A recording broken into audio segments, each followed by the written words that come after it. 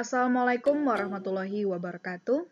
Perkenalkan, nama saya Santi Rahmawati sebagai perwakilan dari kelompok KKN 46 Universitas Mula Warman tahun 2020 yang ditempatkan di Kelurahan Harapan Baru, Kecamatan Lojanan Ilir, Kota Samarinda. Yang beranggotakan 1. Muhammad Abdi Prayoga sebagai Ketua, 2. Nadila Oktaviani sebagai Sekretaris, 3. Robi Akbar sebagai anggota Humas, 4. Luki Setioningsi sebagai anggota Humas, 5. Aida Fitri Rahmadani sebagai anggota Publikasi dan Dokumentasi, 6. Vinia Pibrinia sebagai anggota Publikasi dan Dokumentasi, dan saya, Santi Rahmawati, sebagai anggota Publikasi dan Dokumentasi. Di sini saya akan berbagi beberapa cara tentang kegiatan produktif semasa COVID-19 yang dapat dilakukan agar kita tetap produktif selama pandemi corona ini. Berikut ini adalah poin-poin yang akan saya bahas. Yang pertama, Coronavirus Disease 2019 atau COVID-19. Yang kedua, Social Distancing dan Physical Distancing. Yang ketiga, dampak. Dan yang keempat, produktivitas. Poin pertama adalah Coronavirus Disease 2019 atau biasa disingkat COVID-19. Siapa sangka tahun 2020 akan menjadi sebuah tahun yang berbeda dengan tahun-tahun sebelumnya. Munculnya wabah penyakit Coronavirus Disease 2019 atau COVID-19 yang kemudian menggelinding bagai bola salju menjadi sebuah pandemi yang telah mengubah tatanan hidup umat manusia. Seluruh aspek kehidupan mengalami pergeseran yang signifikan, dari aspek kesehatan, keamanan, sosial kemasyarakatan, hingga aspek ekonomi yang terlihat paling terdampak. Jalannya roda perekonomian mengalami perlambatan dan menjadi tidak menentu.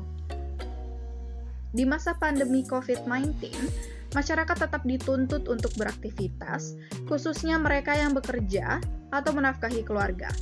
Namun di tengah masih adanya penyebaran, setiap individu harus melakukannya secara berhati-hati dan tetap menjalankan protokol kesehatan yang ada. Pergerakan kita yang terbatas seharusnya bukan menjadi halangan kita untuk tetap beraktivitas. Pandemi Coronavirus Disease atau COVID-19 kian merajalela. Lalu, sektor apa sajakah yang terdampak? Berikut adalah sektor-sektor yang terdampak. Sektor ekonomi, sektor pariwisata dan transportasi, sektor sosial, dan sektor pangan. Salah satu sektor yang paling terpukul akibat adanya kebijakan social distancing dan physical distancing sebagai upaya pencegahan penyebaran virus corona adalah sektor ekonomi. Banyak pengusaha kecil dan menengah bertumbangan akibat tidak mampu membiayai operasional mereka, sedangkan pemasukan terus menurun. Apabila kita melihat dari kacamata musibah, virus corona ini adalah sebuah bencana non-alam yang tidak dapat dihindari. Namun, di setiap kesulitan selalu ada jalan dan peluang yang menyertai. Ada banyak peluang bisnis yang dapat dijalankan selama masa virus corona ini, dengan mengikuti standar protokol penanganan COVID-19 tentunya. Lantas, bagaimana kita menyikapi kondisi yang ada? Sekarang, banyak masyarakat yang takut sakit atau terinfeksi virus corona ini dan ada juga yang takut akan menularkan virus ini kepada orang-orang yang rentan terhadap penyakit seperti orang lanjut usia, serta ada pula masyarakat yang takut akan masalah keuangan yang akan dihadapi. Apabila pandemi corona ini terus berlanjut, hal ini wajar. Karena banyaknya informasi yang beredar mengenai meningkatnya kasus positif corona, bertambahnya korban meninggal akibat virus corona, dan ketidakstabilan perekonomian di negara kita. Namun, alangkah baiknya kita menghindari rasa khawatir berlebih karena hanya akan memperburuk keadaan. Fokuslah dengan apa yang kita bisa lakukan, seperti menjaga kesehatan, menggunakan masker ketika keluar rumah, selalu membersihkan diri setelah beraktivitas, mengurangi kegiatan luar rumah yang tidak terlalu penting, dan sebisa mungkin menjalankan aktivitas di rumah. termasuk kegiatan ekonomi. Bagaimana caranya? Berikut ini akan kami bagikan beberapa cara agar kita tetap produktif meskipun hanya dari rumah. Produktivitas yang dapat dilakukan masyarakat di era pandemi COVID-19. Yang pertama, catering makanan rumahan online.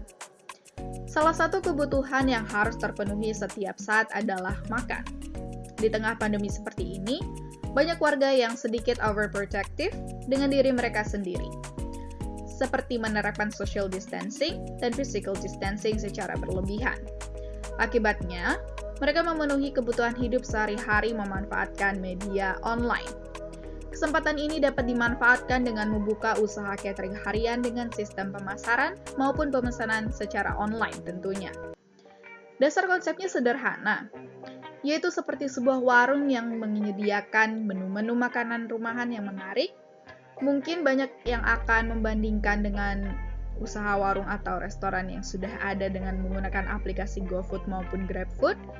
Yang perlu diingat adalah, di mana ada usaha, di situ ada jalan. Apa salahnya mencoba usaha catering makanan rumahan dengan segmentasi pasar menengah ke bawah dan mereka yang suka dengan masakan ala rumahan? Bisa dicoba, bukan? Yang kedua, minuman kesehatan tradisional.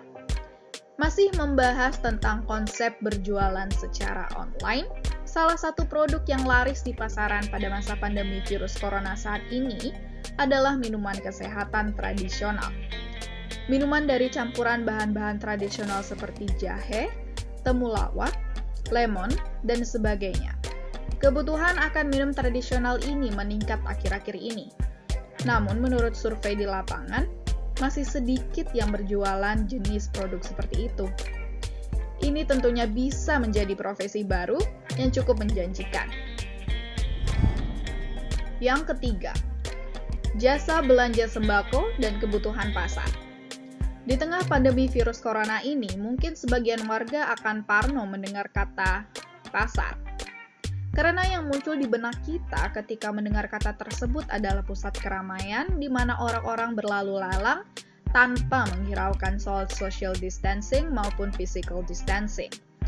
Namun, kebutuhan akan sembako dan juga kebutuhan lainnya yang terkait dengan pasar adalah wajib.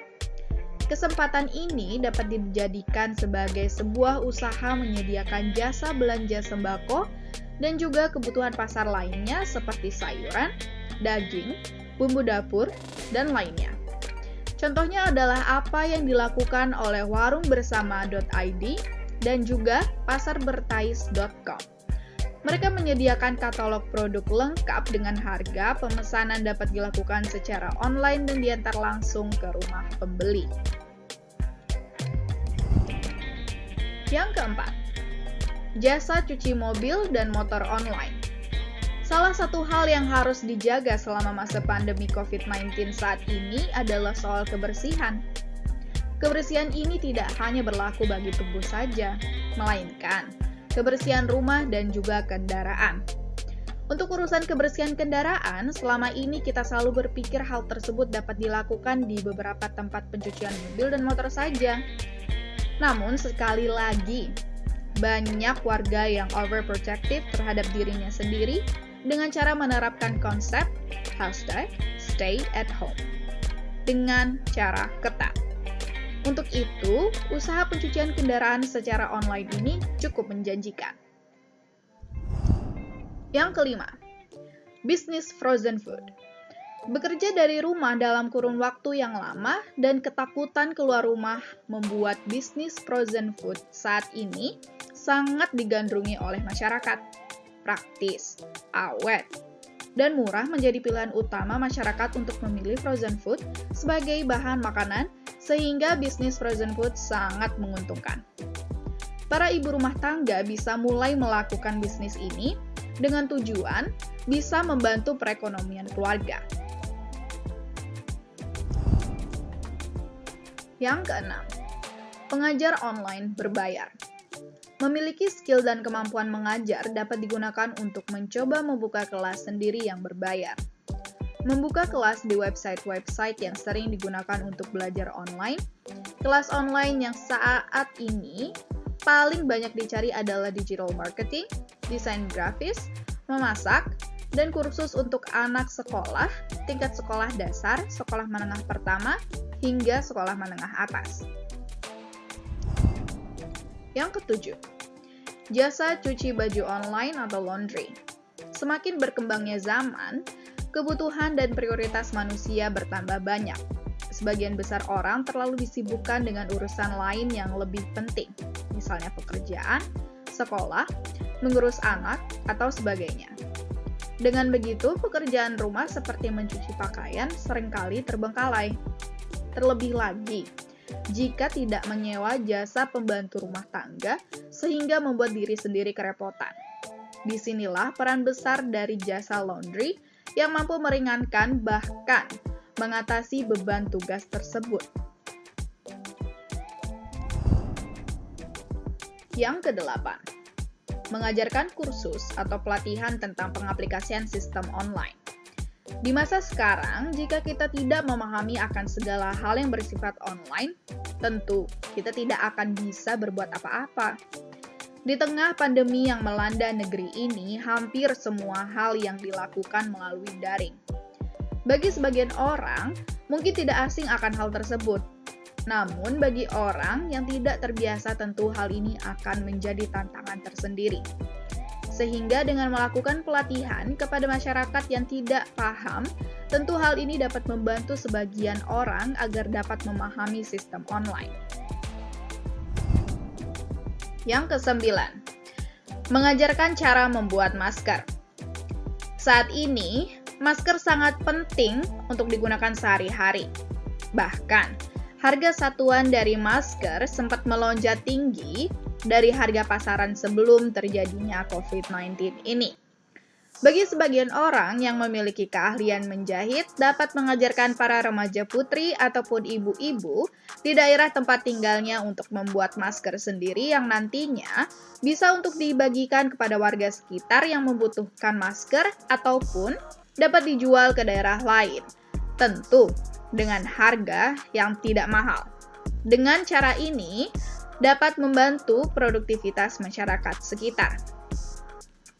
Berikut adalah cara membuat masker.